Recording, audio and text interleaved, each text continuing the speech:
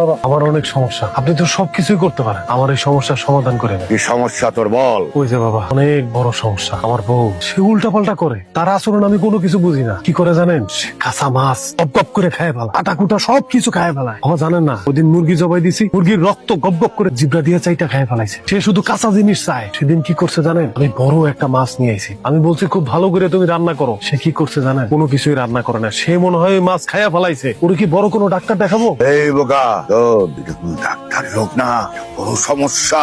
এটা জিন ভূতের আচর। কি বলেন বাবা? জিন ভূতের আচর? আমি তো জিন ভূত বিশ্বাস করি না। সমাধান আজকে হবে না, তুই কালকে আসবি। ঠিক আছে ঠিক আছে, আমি চাইতেছি। মমিতা, হাই মমিতা, তুমি গাছের দিকে তাকায় আছো কেন?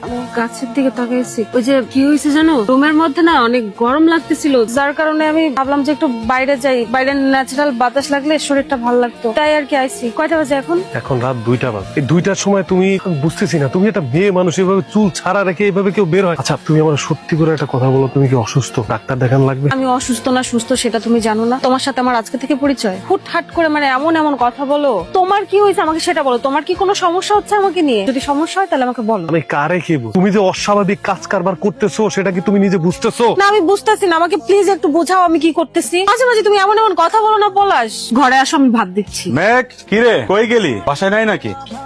ভাবি আপনি এখানে? আপনি কে? ভাবি আমাকে চেনেন নাই? আপনাদের বিয়েতে আমি আসছিলাম তো, মেঘের বন্ধু আমি। আমি কোনো মেঘের বন্ধু টন্ধুরে চিনি না। আপনি এই জায়গায় কি দরকার আইছেন সেটা আমারে কন। ভাবি মেঘের সাথে একটা দরকার ছিল, এই জন্য আসছে। মাছ আনছেন? মাছ?